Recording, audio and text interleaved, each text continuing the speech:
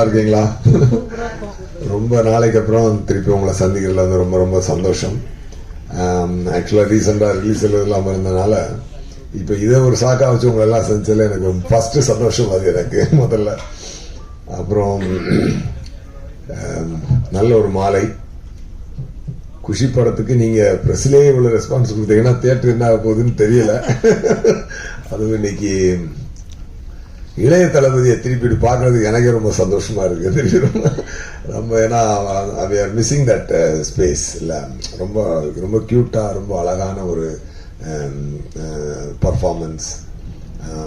Jyothika madam அவங்களுமே super act பண்ணியிருக்காங்க. எல்லாத்தையும் திருப்பி நினச்சி பார்க்கும்போது ஆக்சுவலாக என்னன்னாங்க, ஒரு இந்த படத்தினுடைய கதையை நான் சொல்லும்பொழுது நான் ஒரு 2.5 மணி நேரம் சொல்லுவேன். நான் ரத்ன சார் நான் தான் போனோம் விஜய் சாரை பார்க்கறதுக்கு. அப்போ நம்ம படம் சொல்லும்பொழுதே நம்ம மைண்டில் படத்தை பார்த்துறோம். அதுக்கப்புறம் பார்த்தீங்கன்னா சீனை ஒன்றா ஷூட் பண்ணும்பொழுது நம்ம ஷூட் பண்ணி ஒரு சீனை வந்து நாங்கள் வந்து 1 lakh டைம் பார்ப்போம். ஏன்னா எடிட்டிங்கில், டிஸ்கஷனில், மியூசிக் டைரக்டருக்கு கதை சொல்லும் பொழுது, அசிஸ்டன்ட் டைரக்டருக்கு கதை சொல்லும் பொழுது, டைரக்டர் அந்த சினிமோட்டோகிராஃபருக்கு கதை சொல்லும் பொழுது, ஃபைட் மாஸ்டருக்கு கதை சொல்லும் பொழுது, எடுத்த சீனை எடிட் பண்ணும்பொழுது, விஜயன் சாரோட உட்காந்து ரஷ் பார்க்கும்போது ஒவ்வொரு டைம் பார்த்தீங்கன்னா கிட்டத்தட்ட ஒவ்வொரு சீனையும் நாங்கள் வந்து மிக்சிங் எல்லாத்துலேயும் பார்த்தோம். ஃபைனல் ட்ரிம்மிங் மிக்சிங் இது வரைக்கும் பார்த்தீங்கன்னா கிட்டத்தட்ட 1 lakh டைம் வந்து ஒரு சீனை நாங்கள் கோத்ரூ பண்ணுறோம் அந்த மைண்டில். ஸோ அப்போ பார்த்து இருக்கும்பொழுது படம் ரிலீஸ் ஆகுறதுக்குள்ளே வந்து பார்த்தீங்கன்னா அந்த டைரக்டருக்கு இந்த படம் வந்து என்னது நல்லா இருக்கா நல்லா இல்லையா அதுவே மறந்துடும். அந்த அளவுக்கு நாங்கள் நம்மாயிடுவோம். ஏன்னா ஒரு 100 தடவை பார்த்த ஒரு சீனால நம்மாயிடுவோம். அதனால அதுக்கப்புறம் தியேட்டரில் ஆடியன்ஸோடு போய் ஆடியன்ஸ் ரசிக்கிறதும் கைத்தட்டுறதையும் பார்த்து பரவாயில்ல நம்ம நினச்சது கரெக்டாக இருக்குது அப்படின்னு தான் பார்க்க முடியுது. அப்படியே ஒரு ஆடியன்ஸாக நான் ஒரு மேக்கர் வந்து அந்த படத்தை என்ஜாய் பண்ணவே முடியாது ஒரு ஆடியன்ஸ். ஏன்னா ஆடியன்ஸ் வந்து ஃப்ரெஷ் மைண்டில் வருவாங்க, அவங்களுக்கு எதுவுமே தெரியாது. ஒரு ஆடியன்ஸாக ஃபர்ஸ்ட் என்ஜாய் பண்ணுவாங்க. ஃபர்ஸ்ட் டைம் நான் ஆடியன்ஸாக இந்த சாங்கை பார்த்தேங்க இந்த படத்தை. ரியலாக நான் என்ஜாய் பண்ணேன். சே அப்போ ஆடியன்ஸ் எவ்வளோ என்ஜாய் பண்ணியிருப்பாங்கல்ல அப்படின்றது எனக்கு இன்னைக்கு ஃபீல் ஆச்சு. உண்மையாகவே ஏன்னா 20 years ஆச்சு இல்லையா. ஸோ அவ்வளோ கேப் விட்டு இந்த படத்தை பார்க்கும்பொழுது அவ்வளோ ஒரு பரவசம் ஒன்று உண்டாகுது மனசுக்கு. அப்போ தான் நான் நினச்சேன், இப்போ இந்த மைண்டில் இன்னைக்கு நான் வந்து ஒரு டேக்காக எடுத்துக்கிறேன்னா கில்லரில் இதுலேருந்து கொஞ்சம் கூட குறையாமல், என்டர்டெயின்மெண்ட் குறையாமல் இதே எனர்ஜியோட இதே இருக்கணும், அதை மிஸ் பண்ணிடவே கூடாதுன்னு ஒரு ரிஃப்ரெஷிங் மொமெண்ட்டாக இருந்துச்சு எனக்கு இன்னைக்கு இந்த ஷோ. மேபி இந்த ரிலீஸே வந்து எனக்கு அது ஒரு ரீஃப்ரெஷிங் மொமெண்ட்டாக இருக்க போகுது கண்டிப்பாக. அதுவும் இல்லாமல் கட்டிப்புடுறா சாக்குறதுங்க இங்கேயே 3 தடவை ஒன்ஸ் மாதிரி கேட்குறீங்க. ஐயோ என்ன ஒரு அதில் என்னன்னா ஒரு கிளாமர் சாங் தான். ஆனால் அதில் ஏன் அவ்வளோ ஒரு ஈர்ப்பு இருக்குன்னு சொல்லி பார்த்தீங்கன்னா நாட் ஓன்லி அந்த சாங்கில் வந்து அந்த மெலடி வந்து ஒரு ஸ்வீட்டான மெலடிங்க. அது ஒரு பழைய பாட்டு உண்டு, செந்தமிழ் தேன் மொழியாள் நிலாவென சிரிக்கும் மலர் கொடியாள் நிலாவென சிரிக்கும் மலர் கொடியா. அந்த பாட்டு தான் தேவா சார்ட்ட சொல்லி இது இப்படி மாத்தலாம் சார் சொல்லி செந்தமிழ் தேன் மொழியா கட்டிப்பூடிடா. ஏன் உங்களுக்கு எத்தனையோ ஒரு கிளாமர் சாங் வந்திருக்கு, ஆனா ஏன் உங்களுக்கு அது ஈர்க்குது அப்படின்னு சொல்லி பாத்தீங்கன்னா அது ஒரு அருமையான ஒரு பொயட்டிக் சாங். அது அந்த பொயட்டிக்கான ஒரு சாங்ல இருந்து எடுத்த மெலடின்றதுனால அந்த மெலடி வந்து அப்படி உள்ள புகுறுது, ஆடியன்ஸுக்குள்ள அப்படி புகுறுது. அது ஒரு வார்ம் ஃபீலை ஒன்று கிரியேட் பண்ணுது. அது வைரமுத்து சாரோட லிரிக் ஆகட்டும், மும்தாஜினுடைய இதாகட்டும், அந்த டான்ஸ் மாஸ்டர் தாரா மாஸ்டர் அவங்களோடதாகட்டும், இளைய தளபதி அதில் அப்படி உள்ள புகுந்தவர் அவர் பண்ண ஒரு எனர்ஜி ஆகட்டும், எல்லாமே சூப்பர். அது வந்து ரொம்ப ஹாப்பியாக இருக்குது. நாட் ஓன்லி தட் சாங், மொட்டு ஒன்று மலர்கிறது லிரிக்கு டியூன் போட்டார் தேவா சார். இந்த லிரிக் சார் இந்த வழக்கமாக டியூன் போட போனோடனே தேவா சார் வந்து சார் என்ன பண்ணலாம் இன்னைக்கு அப்படின்னு சொல்லி கேட்பாரு. இந்த இடம் வந்து நம்ம வந்து ஒரு லிரிக்கை கொடுக்குறேன், நீங்கள் டியூனுக்கு லிரிக் இல்லை சார், இந்த இடம் லிரிக்கை தரோம், நீங்கள் அதுக்கு டியூன் போடணும் சார் அப்படின்னு சொல்லி சொன்னேன். என்ன லிரிக் சார்னா வைரமுத்து சார் ஒரு லிரிக் வச்சிருந்தார். மொட்டு ஒன்று மலர்ந்திடம் மறுக்கும், முட்டும் தென்றல் அதை மெல்ல திறக்கும், இது மலரின் தோல்வியா இல்லை காற்றின் வெற்றியா, கல்லுக்குள்ளே சிற்பம் தூங்கி கிடக்கும், சின்ன ஒளி தட்டி எழுப்பும், இது கல்லின் தோல்வியா இல்லை ஒளியின் வெற்றியா. சொல்லும் போதே அப்படி ஒரு பொயட்டிக்கான ஒரு பெண்ணுக்கும் ஆணுக்கும் இருக்கக்கூடிய சண்டை என்பது, அந்த ஊடல் என்பது, ஊடலுக்கு இதை விட சிறந்த வரிகள் போடவே முடியாது. மேகம் என்பது மலை முடிச்சு காட்டு முட்டினால் அவிழ்ந்து கொள்ளும், காதல் என்பது இரு மனம் முடிச்சு கண்கள் முட்டினால் சேர்ந்து கொள்ளும். அது மாதிரி ஒரு ஒரு எக்ஸ்ட்ராடினரி லைன்ஸ் இதெல்லாம் வந்து அதுக்கு வந்து நான் இப்போ தேவாசார்ட்ட கேட்டேன், இந்த பழைய பாட்டுக்கு இல்லையா, மொட்டு சிட்டுக்குருவி அந்த மாதிரி வேணும் சார் அப்படின்னு சொல்லி கேட்டேன்.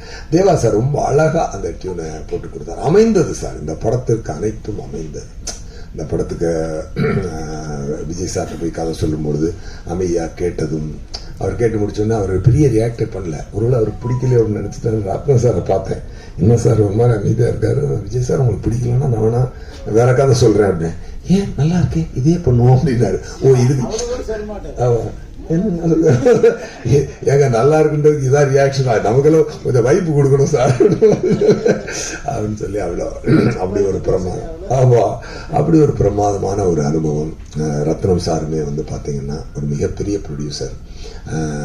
அப்புறம் ஒரு டாபிக் வர்றதுக்கு முன்னாடி நான் 2 பேரை பற்றி சொல்லி ஆகணும். ஒன்று மறைந்த அமரர் ஒளிப்பதிவாளர் ஜீவா சார் வந்து இன்னைக்கு இந்த படத்துக்கு இப்படி ஒரு அருமையான விஷுவல்ஸை கொடுத்துருக்காருன்னு சொல்லி சொன்னார். டெஃபினட்டாக அவர் இந்த ஒரு கணத்தில் நான் நினைத்து பார்க்கிறேன்.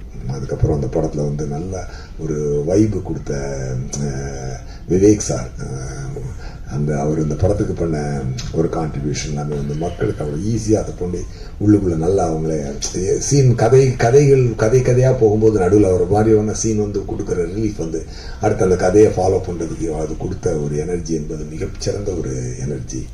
எல்லாமே அந்த மாதிரி. அதே மாதிரி ரத்னம் சார் வந்து ஒரு மிகப்பெரிய ப்ரொடியூசர். இன்னைக்கு வந்து அவர் பார்த்தீங்கன்னா அவர் வந்து அவர் காசு வந்து அவர் இந்த படத்துக்கு நீங்கள் ஆடியன்ஸாக நீங்கள் எவ்வளோ காசு அவருக்கு கொடுத்தாலும் அது வந்து தாகும், அதுக்கு அது வந்து பத்தாது. ஏன்னா அவ்வளவு செலவழிச்சிருக்காரு இந்த இண்டஸ்ட்ரிக்கு. அவர் தன்னுடைய பெரும்பான்மையான வாழ்க்கை இந்த இண்டஸ்ட்ரிக்கு அவர் செலவழிச்சிருக்காரு. எத்தனை இயக்குநர்களுக்கு வாழ்க்கை, எத்தனை மியூசிக் டைரக்டருக்கு வாழ்க்கை கொடுத்துருக்காரு, என்னுடைய வாழ்க்கையை அடுத்த கட்டத்துக்கு எடுத்துட்டு போறதுக்கு குஷி ரொம்ப முக்கியமான ஒரு காரணமாக இருந்தது. இன்னைக்கு வந்து நான் தெலுங்குல நடிக்கிறேன் அதெல்லாம் சொல்லி வந்தாலும் இன்னைக்கு நான் போகும்போது நான் தெலுங்குல எனக்கு ஒரு ரெப்புடேஷன் இருக்கிறதுக்கு ஒரு முக்கியமான காரணமாக இருந்தது அந்த குஷி தெலுங்குல எடுத்தது. கண்டிப்பா அதுக்கு வந்து நான் ரத்னம் சாருக்கு என்னைக்குமே நான் நன்றி சொல்லுவேன். டெஃபினட்டா ஒரு சிறந்த ஒரு கேட்டை ஓபன் பண்ணி கொடுத்து என்னுடைய கலை தீனிக்கு வந்து ஒரு அடுத்த கட்டத்திற்கு கொண்டு செல்லக்கூடிய ஒரு படமாக இந்த குஷி அமைந்தது. அதுக்கப்புறம் வந்து நான் இன்னைக்குமே வந்து டைரக்டர் ஆகணும்னு இண்டஸ்ட்ரிக்கு வரவே இல்லை. நான் வந்து நடிகனானு வந்ததுனால தான் உங்களுக்கே தெரியும். பட் அதனால தான் அதுக்கப்புறம் நான் டைரக்ஷன் நிப்பாட்டிட்டு ஆக்டிங்ல நியூ ஆன் வேற எப்படி போயிட்டது. பட் இப்போ நான் திரும்பி பார்க்கும் பொழுது இதுல இவ்வளவு அதான் சொன்னேன், ஆடியன்ஸா நான் இன்னைக்கு ஆடியன்ஸா இந்த சின்ன ட்ரெய்லரையும் இந்த 2 சாங்கையுமே ரசிச்சேன். அப்போ கண்டிப்பா படம் எவ்வளவு ஒரு எனர்ஜியோட வந்திருக்குன்ற படம். இது ஒன்னே என்னன்னா சார், பிளெஸிங் தான் சார். ஒரு நல்ல அமைந்த பிளெஸிங். அன்னைக்கு பத்திரிகையாளர்கள் இங்க கொடுத்த அன்பும் இன்னைக்கு அந்த பிரஸ்ல அன்னைக்கு நான் சந்தித்தவங்கலாம் இன்னைக்கு அப்படியே பார்க்குற எல்லாரும் ரொம்ப ரொம்ப சந்தோஷம். இன்னைக்கு புதுசான ஆளுங்களும் வந்திருக்காங்க. ஸோ குஷி மிகப்பெரிய கொண்டாட்டமாக இருக்க போது தியேட்டர்ல. அப்படி இல்லாமல் இன்னைக்கு ஆண்ட்ரூ சாரியா கூட வந்தாரு, என்னை பார்க்க ஆஃபீஸ்க்கு வந்தாரு. வந்தவொடனே அப்புறம் ஆண்ட்ரூ சார் வந்து அதுல வந்து இப்போ என்னை வச்சு வதந்தின்னு ஒரு வெப் சீரிஸ் பண்ணாரு. அது நல்ல ரீச் ஆச்சு பிரைம்ல. அதுக்கப்புறம் கொலைகாரன் டைரக்டர் என்னுடைய அசிஸ்டன்ட் அவரு.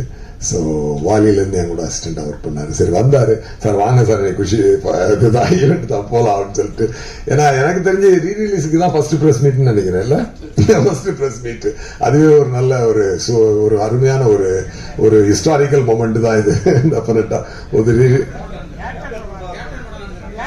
அதுக்கு வச்சிருக்கேன். Super super super super. அதுவும் சூப்பர் படம் தான். அதனால சந்தோஷம். எனவே சக்தி சார் வந்து சக்தி ஃபிலிம் ஃபேக்டரி அதில் ரிலீஸ் பண்றாரு. அவருடைய இதில் உங்களுக்கு வாழ்த்துக்கள் சார். டெஃபினட்டா அது வந்து என்னன்னா அவர் வந்து ஜஸ்ட் அவர் இங்க வந்து ஒரு டிஸ்ட்ரிபியூட்டரா மட்டும் தொடலை. அவர் ஒரு ஃபேன் பாயா, ஒரு லவர் பாயா அவர் வந்து இந்த படத்தை குஷி அவர் வந்து எங்களோட மனசுல இருந்து சந்தோஷமா அவர் எடுத்துக்கொண்டு வந்திருக்காரு. அதை I can feel it sir. அது உங்களுடைய எனர்ஜி என்னால ஃபீல் பண்ண முடியுது. ரொம்ப ரொம்ப சந்தோஷம். அப்புறம் நம்ம குஷி படத்துடைய ஃபைனான்சியர் ரமேஷ் சாருடைய ஃப்ரெண்டு நம்ம முருகன் சார், அவரும் இங்க வந்திருக்காரு. அவரும் தயாரிப்பாளர். ஸோ இண்டஸ்ட்ரியில எவ்வளவு வளர்ச்சிகள், எத்தனையோ பேருக்கு ஒரு பாதையாக இருந்த குஷி.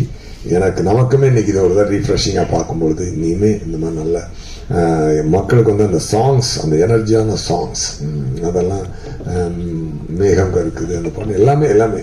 ஸோ மக்கள் பயங்கரமாக என்ஜாய் பண்ண போகிறாங்க. டெஃபினட்டாக எவர் கிரீன் மூவி குஷி, அது இறைவன் கொடுத்த ஒரு வரம், இறைவன் கொடுத்த ஒரு அமைப்பு, நல்ல விஷயங்களாக சேர்ந்து அமைந்தது. அப்படி ஒரு அமைப்பு வந்து ரொம்ப ரேராக தான் அமையும். அது ஒரு ரொம்ப சந்தோஷமா இருக்கு. Thank you so much. இல்லை, சாங் வந்து எப்பவுமே வந்து அந்த ரெக்கார்டிங்லேயே தெரிஞ்சிடும், ஒரு வைப் வந்துடும் அந்த ரெக்கார்டிங்ல. ஏன்னா எதுவுமே மனசுக்கு உள்ள ஹிட் ஆகாம, உள்ள எனர்ஜி ஏத்தாம ஒரு விஷயத்த நாங்க பண்றதே கிடையாது. ஸோ அதான் சொல்றேனே, அந்த கிரியேட்டிங் ஏரியால தான் நாங்க என்ஜாய் பண்றது. அது மொத்தமா ப்ராடக்டா வந்து நிற்கும் பொழுது ஒரு நாள் என்ஜாய் பண்ணுவோம், ஒரு நாள்ல நம்ம முகத்தையே கண்ணாடியில் பார்க்கும்போது ஒரு தடவை சூர்யா நீ ரொம்ப அழகா இருக்கடா அப்படின்னு தோணும். ஒரு நாள் என்ன இவ்வளவு கேவலமா இருக்கும் அப்படின்னு தோணும். அந்த மாதிரி அது வந்து உணர்வுகள் மாறிக்கிட்டே இருக்கும். அதனால உண்மையை சொல்லணும் அப்படின்னு சொன்னா நான் உண்மையாவே சொல்றேன், நான் இன்னைக்கு ஆடியன்ஸா தான் குஷி என்ஜாய் பண்ணி உட்காந்து பார்த்தேன் நான் இந்த சாங்குகளை பார்க்கும்போது. ஏன்னா நானும் இப்படி டிவியில பார்த்துருந்தேன், டிவியில வந்துருச்சு, யூடியூப்ல பார்க்குறோம், நம்ம யூடியூப் சோனியில் கனெக்ட் பண்ணிட்டு அப்புறம் அப்படி பார்க்குறோம். அப்போமெல்லாம் அது பெரிய ஸ்க்ரீனில் பார்க்கும்போது இன்னும் அதனுடைய டெஃபினட்டா ஆடியன்ஸ் அதை என்ஜாய் பண்ணுவாங்க. இல்லை நீங்க கேட்ட கொஸ்டின் எனக்கு புரியுது, பட் என்னன்னா இல்லை அதாவது என்னன்னா நாங்க எது பண்ணாலும் ஹிட் ஆகும் அப்படிங்கிற நம்பிக்கை எப்பொழுதுமே உண்டு. அது என்னன்னா நமக்கு உள்ள ஹிட் ஆயிடுச்சுனாலே அது ஹிட் ஆயிடும், அவ்வளவுதாங்க. அதனால அது ஒண்ணுதான். பட் உண்மையா அன்னைக்கு என்ஜாய் பண்ணதை விட நான் இன்னைக்கு தான் ரொம்ப என்ஜாய் பண்ணேன். அதான் உண்மை. உங்க கொஸ்டினுக்கு அதான் ஆன்சர்.